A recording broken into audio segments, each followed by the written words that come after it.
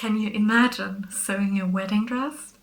I did that last year, and here in this video I'm going to share with you my processes and tips to make your dress a dream dress.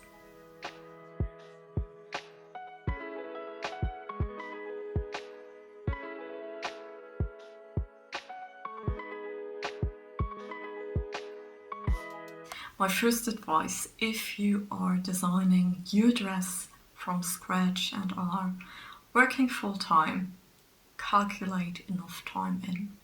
I ended up doing 3 prototypes because I wanted to make sure that the dress was fitting well, which left me in the end with only 40 days to sew the final dress.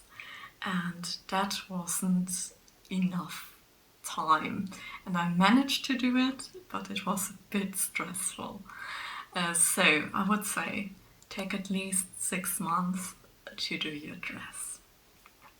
One question you might ask yourself is, why would you sew your own wedding dress? Isn't the wedding stressful enough? Yes, it is stressful, but for me as a sewer, it was always some kind of childhood dream. And another point is, I wasn't willing to spend 5,000 euros on a pre-made wedding dress, simply because a lot of times the material is very cheap. It is polyester. Polyester isn't very good for the environment, and you wouldn't wear it again. I can totally understand if you want to buy a pre-made dress, no judgment about that at all, as long as you find what you're looking for.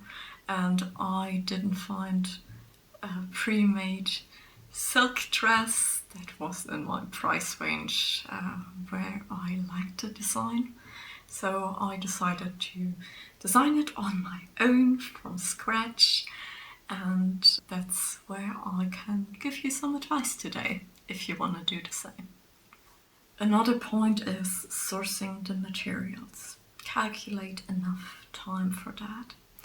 I'm currently in Germany, which means there is a variety of fabric shops out there, and I can order stuff from all over Europe, but it is hard to find good quality silk and good quality tulle, because most big online stores have this cheap polyester tulle.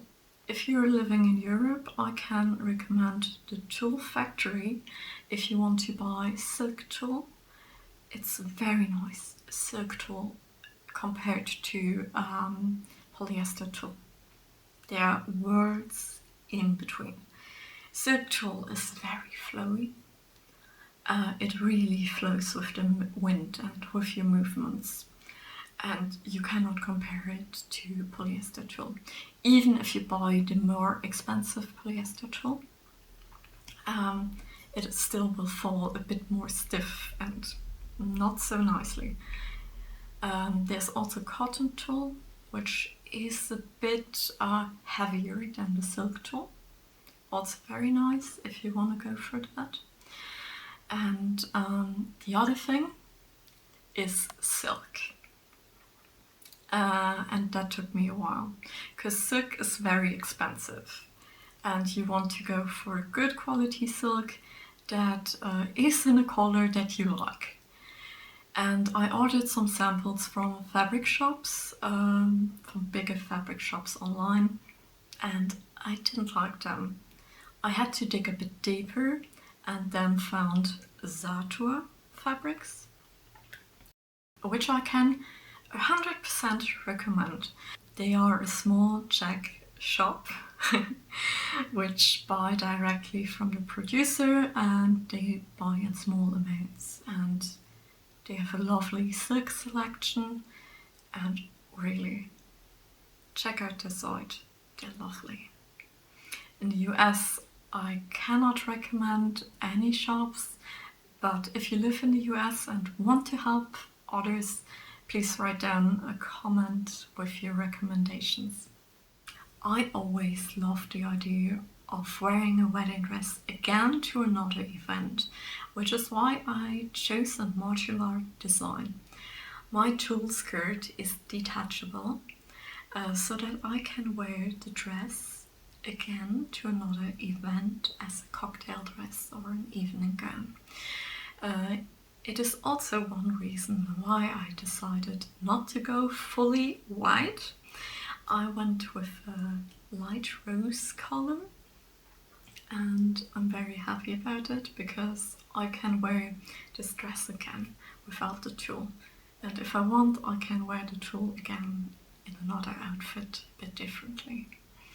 When you have a wedding outside, it is very handy if you have a detachable tulle skirt. You simply take it off and avoid any accidents with you hanging in somewhere, and simply put it back on when you are on the spot. Another thing I can give you as an advice is make sure to round your boning pretty well and put some sort of boning cap on the edges.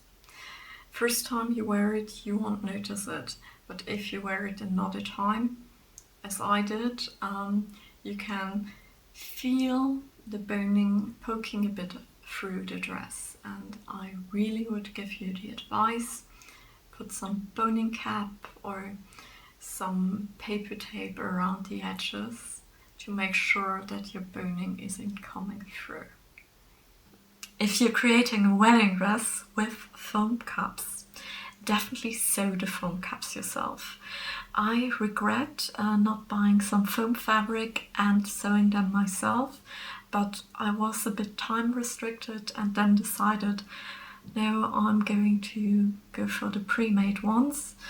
But looking back, I can sincerely recommend sewing them yourself, because they're made to measure your bust, and then you don't have a gap or something sitting not 100% right.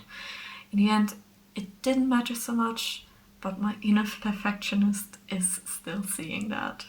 So if you're like me, definitely go and sew your own. One question is still open. Do I regret sewing my own wedding dress? No, I don't.